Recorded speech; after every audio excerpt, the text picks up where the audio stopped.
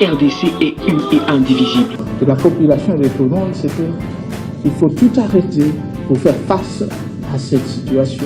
Et que nous ferons de cette terre richement bénie un réel havre de paix, de prospérité et de progrès social.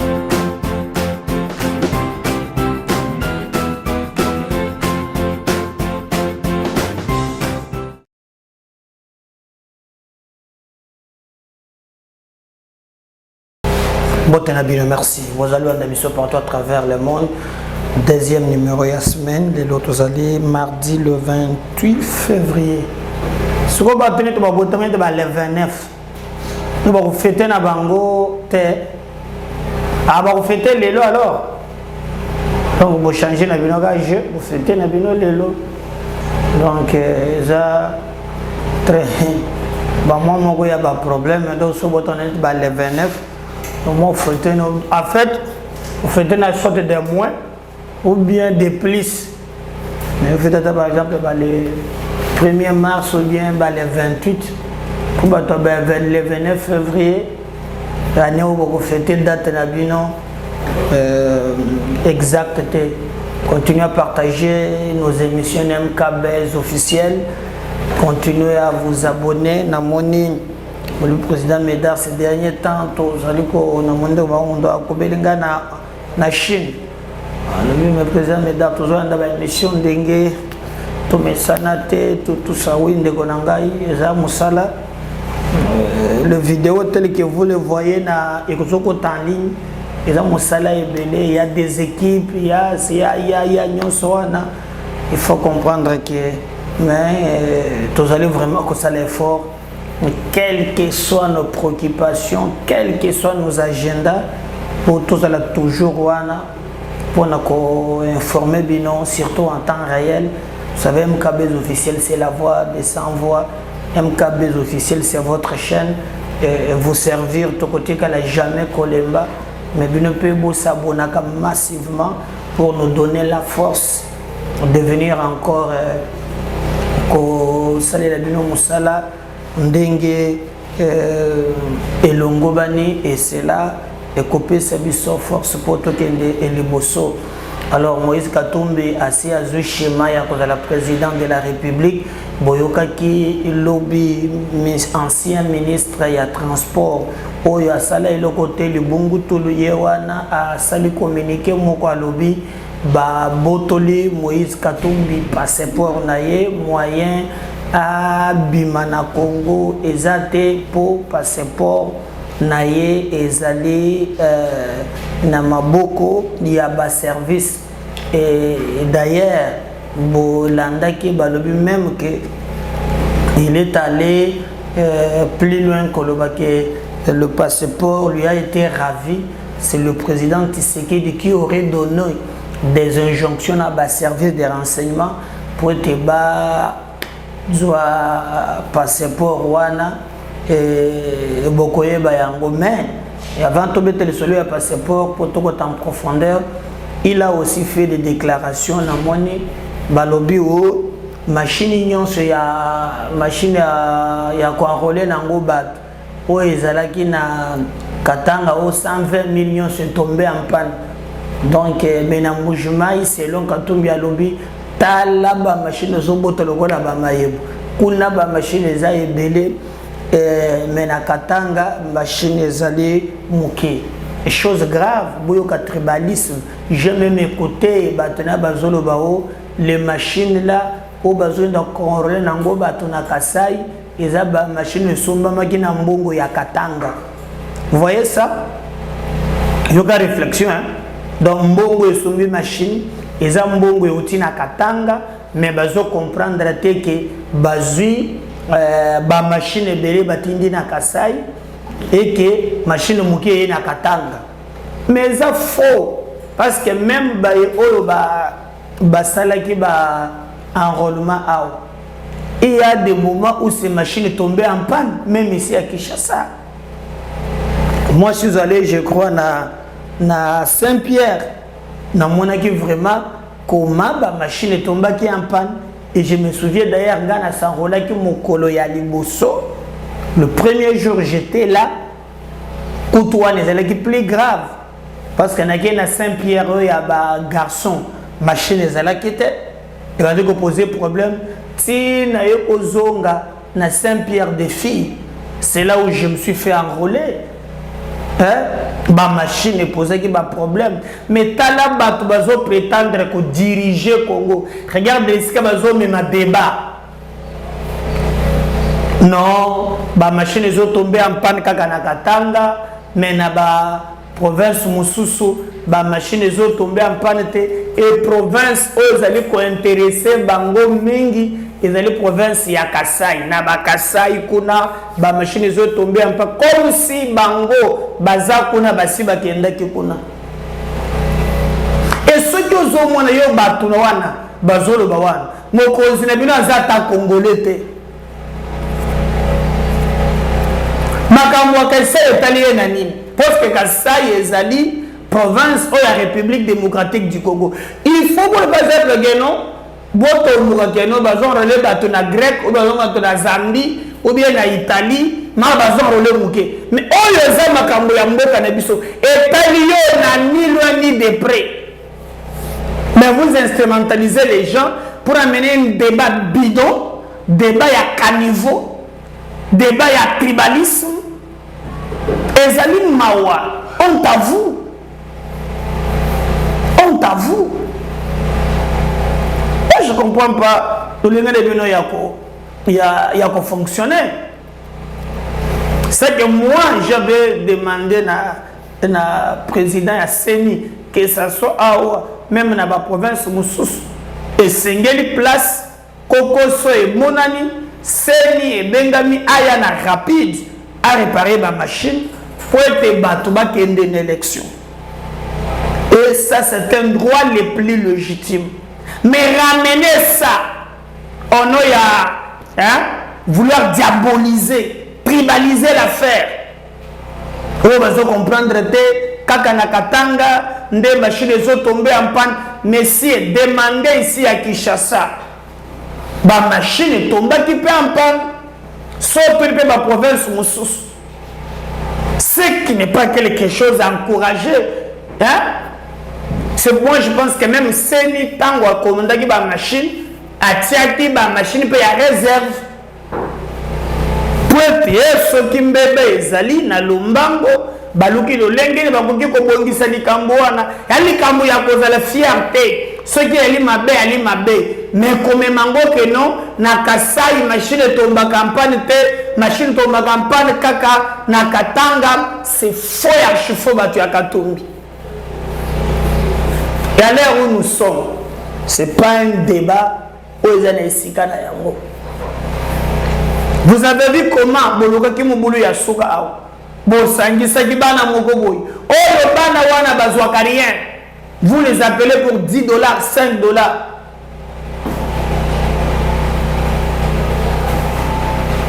Wondenge Zawana Botala Kuna Eboina Boina Bisoba Katange. Alors que lorsqu'ils ont pillé le Katanga, Nazongi c'est la cabino, na kolembate, allez-y auditionner ou bien botala ba vidéo oyo yango yumulunda. Quand ils vous parlent, les gens qui ont détruit les Katanga, au Komona Kasaye Mokote na Kati, ou bien Mouto Équateur te na Kati, ou bien Mouto Congo Central na Kati. Et ces jeunes-là qu'on manipule, qu'on donne 5 $, lorsqu'ils gagnaient des millions, Nazomona jeunes moko, oh babenga qui aya ko participer na babilo kwan, yali muzoba. Yali muzoba. Lorsqu'ils parlent de Katanga, c'est quand il faut vous manipuler. Mais lorsqu'ils détournent, lorsqu'ils violent, lorsqu'ils passent la kabilo konyon soana, baki pa kabino te. Le débat est mal placé. Et puis il a dit que Bilogno Sokongo, tout ce qui est minéré. Le Katanga lui-même, Bakutonga wana minéré. les gens venus de l'Équateur, du Congo central, courant et Keikoura et Salim Misala. Nous ne parlons pas ici en termes de province, nous parlons en termes de Congo dans son entièreté. Mbongo ezo suba machine ya enrôlement, eza mbongo ya Katanga, mais na Katanga wana bazozo machine ya nini muke bazo pesa info débat. Le débat n'est pas à ce niveau-là. Le débat est ali tikele biso makambo ya mboka na biso ba congolais toyeba nakake ozala mungala, ozala mumbala, ozala mutetela, ozala mukusu, ozala nani. Oza congolais. Bongo bazombo. Bazwe ba congolais. Ba ozala ngolati. Ba congolais pe na ba congolais bazala bango bela okutu. Moi je suis maman moko tout ça la maman ma faute le plus célèbre. Na commune à Kinshasa. Otana Angola koma wa botana ya salama gamunyo soto awa na bana na ye awa. Ba jingare kutu. Ba komi ba la plupart ba congolais. Mais nazo senga peu ministre ya recherche et scientifique batala le kambo ya ba jingare café oyo bazo bemela ka batu. Je pense que vous que moi je suis pas makambo ezali maman moko pa limwa azaka soki na mateta maman cimenterie ah non pardon bire maman la reine mwana mungada moko pa sile lokola mungwa maman la joie chombo.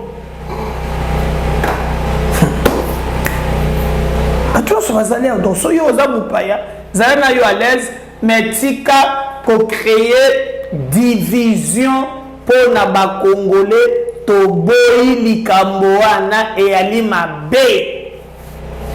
Bande Konangai, ba Congolais, ba Nyonso, Ndenge Moko, Ndenge Bolo Kambachine, ils ont tombé en panne. Dans le Lubumbashi, il faut que la scène corrige vite. Ils appellent Ndenge Moko. Et ça dit que ça les m'a partout. Donc, je crois qu'il n'y a rien. Mbongo sont ma machine, et Zambongo ya Katanga te, et Zambongo ya ba contribuable congolais. C'est l'argent des contribuables congolais. Zambongo ya ba Katangete, c'est l'argent des contribuables. L'argent des contribuables congolais. Donc Mbongo ya mutu moko talo ba ke non ezambo ya province tel ndezo somba ba biloko non province nyonso ezali vraiment d'ailleurs même dans la constitution il y a ce qu'on appelle la caisse de péréquation oyo balobi ke même ce que komiki na ba province il y a des provinces oyo bazali ko exploiter mingi esengeli balongola musolo bacha na keswana pour te permettre que la province musus oyo bazali na moi problème et sengeli bazo pe musolowana pour te provinces nous za ndenge moko la caisse de péréquation c'est prévu dans la constitution. Vous voyez ça? C'est prévu dans la constitution.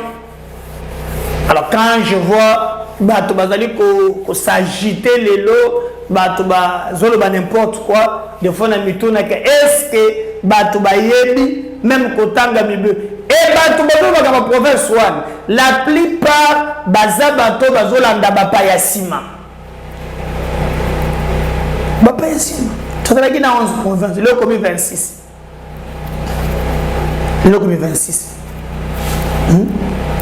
Tata Bo, vous pouvez tout dire sur Mobutu. Hein, il a mal géré, dictature, tout ça. Matike la biso, likambo. Je vais même montrer le compte de ville qui compte. À qui parle ma province. Et dès Mobutu, il y a un système que moi j'encourageais. À Banda qui contient la province, non originaire. Je pense que ça peut rester bien. Ne peut pas quelque ça. Et c'est la caca qui est non.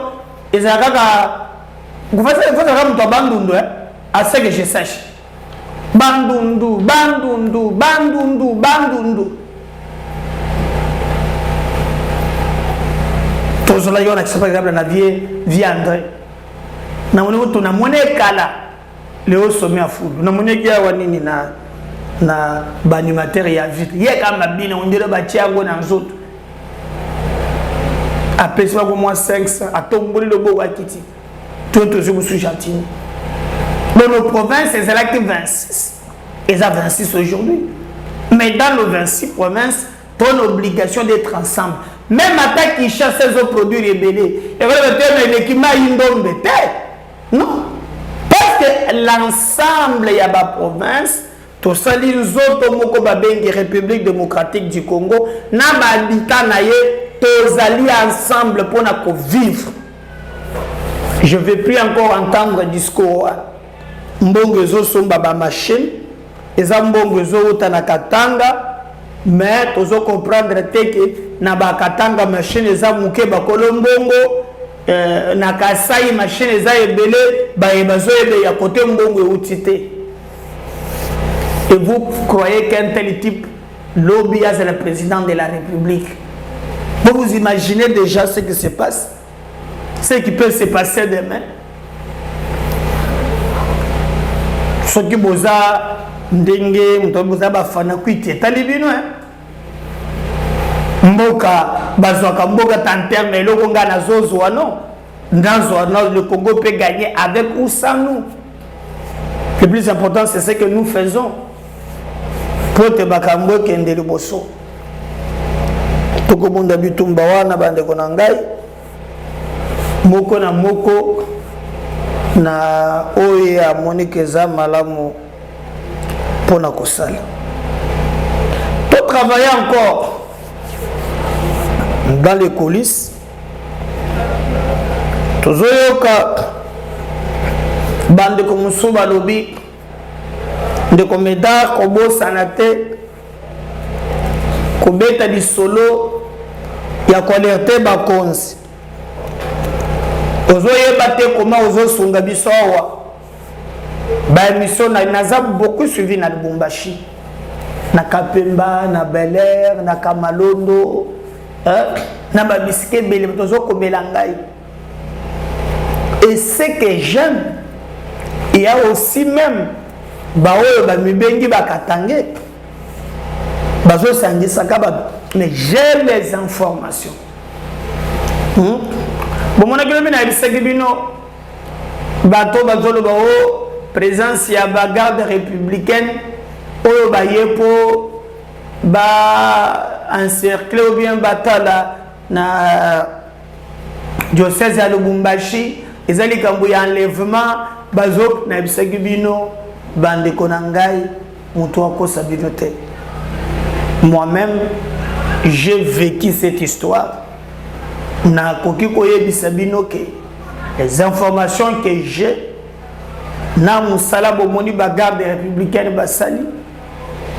il y a des informations très sérieuses. Mais ce que nous demandons, c'est la brutalité et seulement en respectant le mécanisme où ils sont prévus par la Constitution. Mais les services de renseignement, bazana ba élément oyongana yoto éviter pour la sécurité, pour protection, il y a mboka na biso. Il y a beaucoup de choses ça les connaître. Mais bande konangai batu mingi ba benga ba binde komeda to pe sur merci. Na peine précibino merci parce que c'est grâce à vous aussi que ba monsieur Zotalema mingi. Alors, et puis ba senga ba lobby awa notre de Gomogwa Benginga na Bel Air à lobby il y a une semaine na Bel Air il y a un groupe d'individus au Basangani autour ceux qui y a ba Katangé ceux qui bandengeni alors bazose là ba lui mon a dépôt ya ba candidature pour la président de la République Mokolo wana soki kaka ba rejeter candidature ya Katumbi Katanga ekopela moto wana na Bel Air yo moto kopela moto ndeko na ngai Katanga eza na kati ya Congo soulèvement oyo bozo salaka ba réunion boyo beke se yebani mais boko sala rien bato bamundelaka mabele kolo abatelaka bango cause juste faut kozala fier ya kodefendre yango bayebaza wana mpona bapositionnement personnel bakozala déçu. Le Congo est plus fort que nos petits calculs. Les calculs na biso mike eza na tina mon côté. Nous devons faire un effort pour défendre mboka na biso. Oui. Et bande comme ce que je peux vous apaiser. Je crois que même le service Bayebi. Nous ne faisons pas la politique de l'exclusion, non. Parce que l'exclusion amène toujours les frustrations. Mais nous devons au contraire être respectueux des textes. Parce que la loi a un caractère impersonnel. Lorsqu'il faut appliquer la loi, on ne tient pas compte des couleurs, des peaux, des tribus. Non, mobeko ezandenge moko pona batu nyonso. Ndenge moko pona batu nyonso mobeko. Ndenge moko pona batu nyonso. Si par exemple on dit tu veux être président de la République, OK. Mais tu as ce que prévoit la loi. Vous allez Congolais d'origine. Point barre. On a mis Rosa colonie, Rosa Possoline, ça ne nous intéresse pas. Ne menez pas les débats dans Makamboba Possono. Parlons en termes de texte. Oh, Nganaza Boy, OK. Oza Boy, Oza Congolais d'origine, Nanzelani. Pour le que tu peux être Congolais d'origine, soit na papa, soit na maman. J'ai vu même maître il y a époque moko boba maître il y a époque moko boy un faux avocat avocat yeba kate ke ah ba avocat ouais azumi benga avocat ayebi atate que pouvoir et kabwana te na forme à pouvoir ayeba kangote abiso ko bi président ko kanga Jean Lucien Mboussa un président faux avocat Munyembe soki Munyembe hein faux avocat avocat pour moko boy pour soutenir mon paya au lieu que l'Italie lui s'intéresse na Chiluba mo 4 langues nationales yo yo qui grec na Italie mo na bino il y a besoin d'intéressé na ni hein? Donc, ils passent, mais moi je pense que les combats politiques, ils allaient combattre Moko de manière personnelle, ils allaient combattre au monde de la valeur, pas par individu. Faut tout le monde de la valeur. Tout ça là est fort pour te mbongo tokozwa oui mais mboka ile kinyos moto abundela kamboka nzamba bakisela kaye mikolo moto abundela kamboka ayaka makasi moto abundela kamboka azana sécurité mais batu ya mabumu sort na bango yebani. Faut être fier de défendre la République. Messe noire. Vous m'avez posé la question lobby pour na makambo ya ndenge babotoli katombi passeport. Bon. Bandeko Nangai, jusque-là, bas service, topé gouvernement, nano a se prononcé dans les Cambouans. Non, se prononcé. Mais les Cambouans, je crois, au ministre Azal le Bungu Toulou, a Tegebiso sans passeport au Kende. Nous devons tenir point de presse. Un point de presse, Naya lobby, Botoli, Katumbi, passeport. Et na Malobazo à lobby, il y a des salariés qui ont la Katumbi passeport. C'est parce que Katumbi, Soki Kabila a Bangaki, Katumbi, aujourd'hui qui sait qu'il y a Zobanga Katumbi Koleka. Et il a même allé plus loin. Nabilo, on a le point de presse. Il a menacé la République. À l'obi, Oyo, Obi frappe Oyo, Katumbi Bazouaki na Manyem Makula. Alors, à l'obi, Bango Baza organisé. Baza prêt à répondre. Et puis cette fois-ci, réponse et qu'on a l'approprié n'a pas provocation. Donc Bango peut répondre na makofi. Bato babilanga makofi. Alors pourquoi il y a le qui est le passeport Yakatumbi? Selon eux, il y a des choses qui se préparent pour 2023. Il faut faire et Sengeli, comme ça par tous les moyens.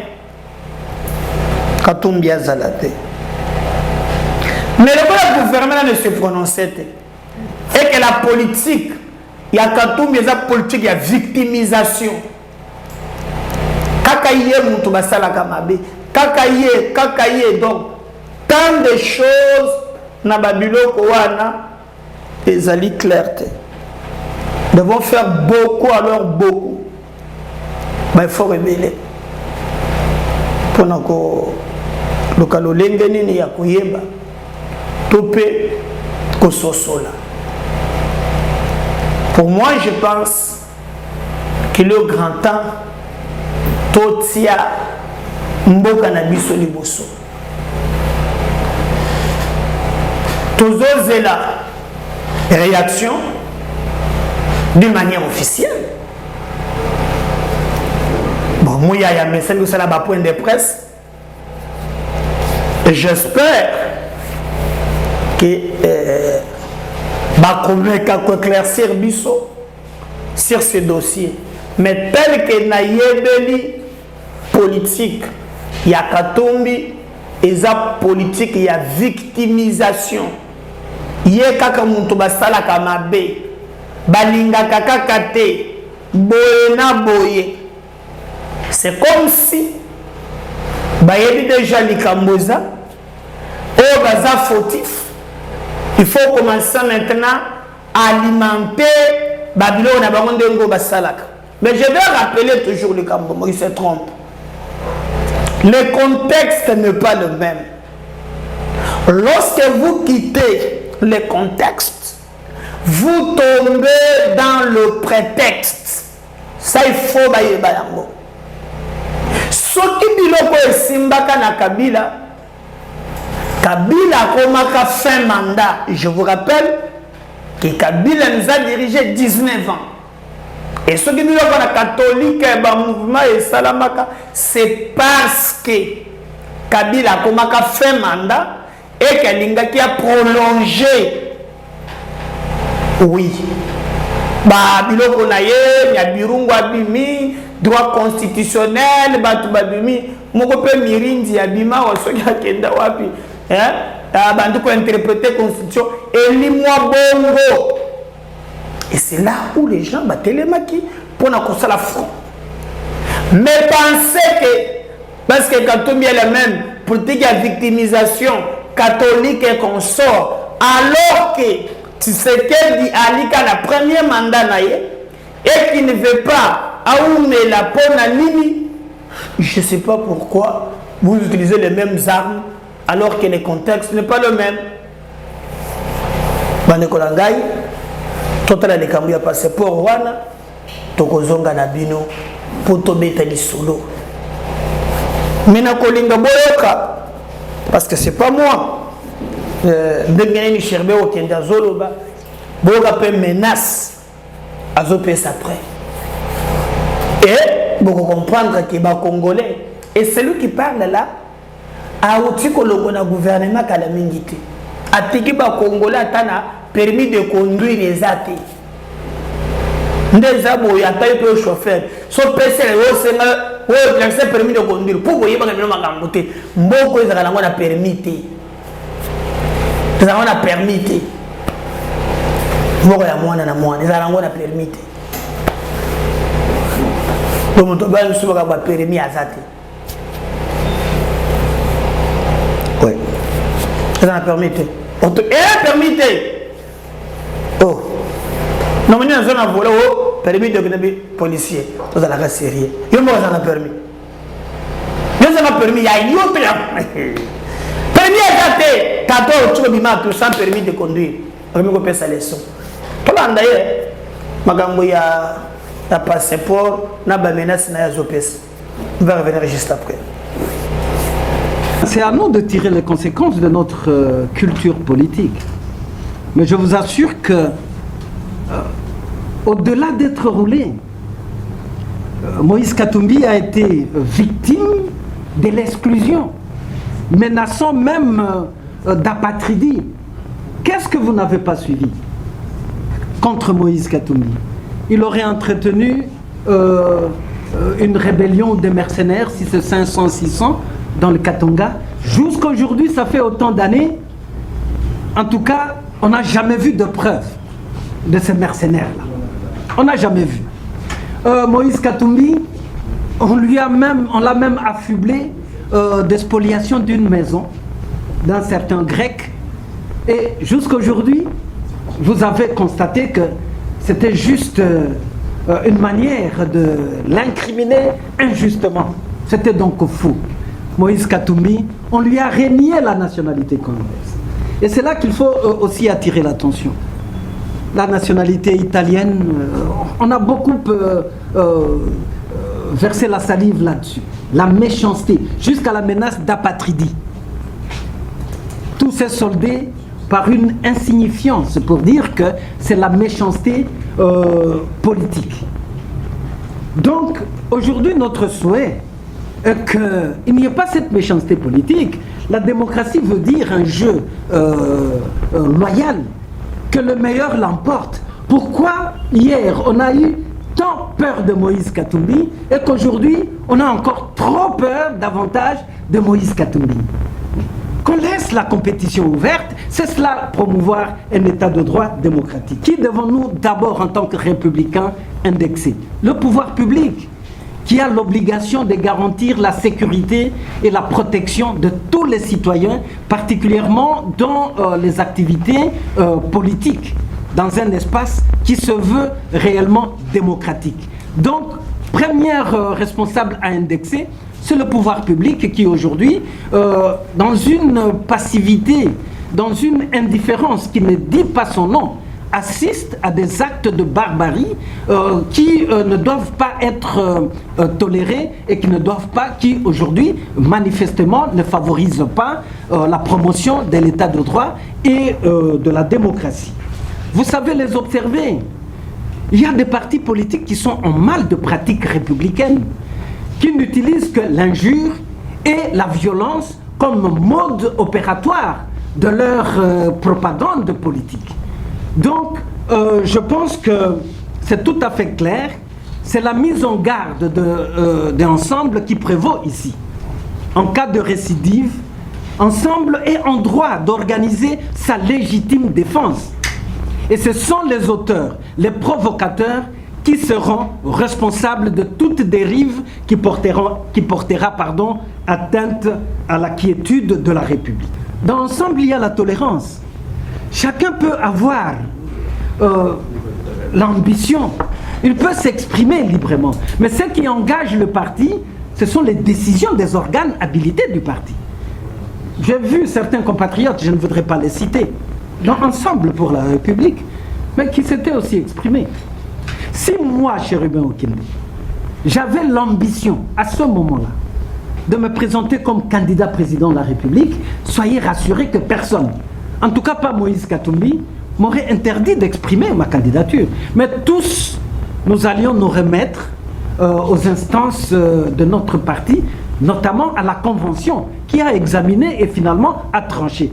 À partir de ce moment-là, loyauté républicaine veut dire que nous respections les règles au sein de notre parti politique.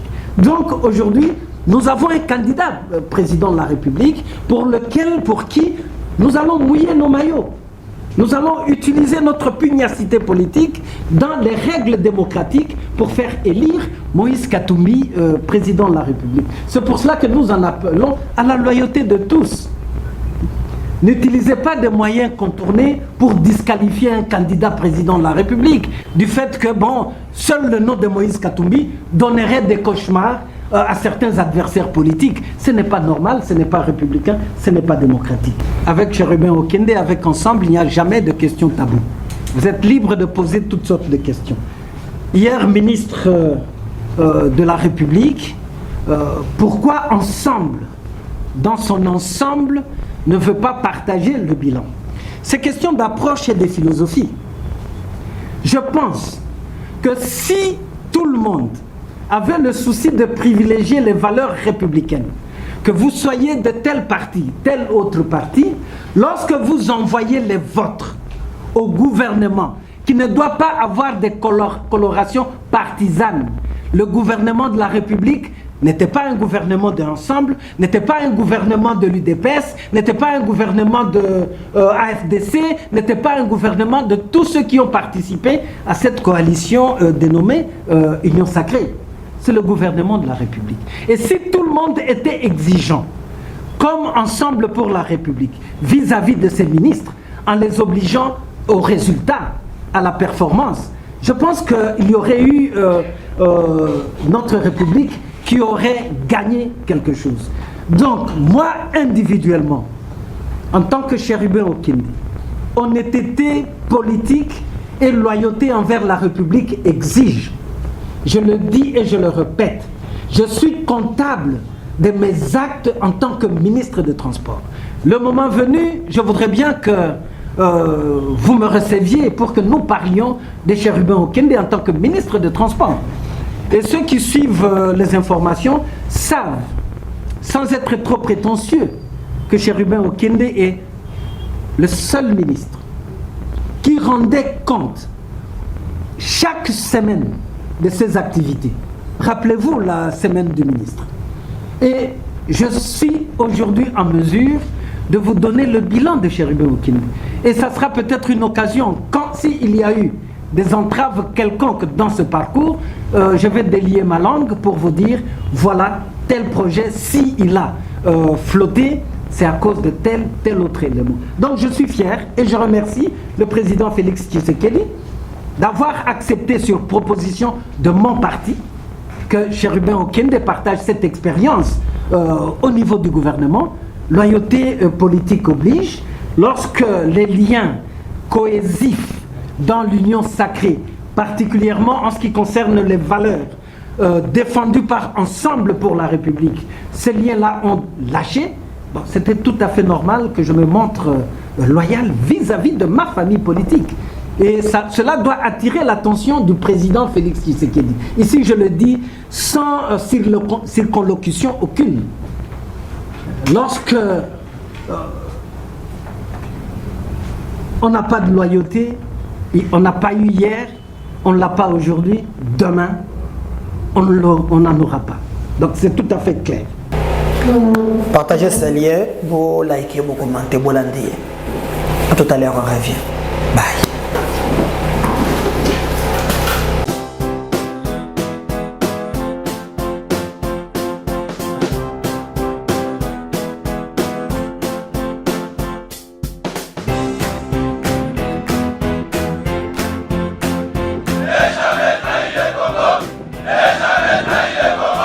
La RDC est une et indivisible. De la population de tout le monde, c'est qu'il faut tout arrêter pour faire face à cette situation. Et que nous ferons de cette terre richement bénie un réel havre de paix, de prospérité et de progrès social.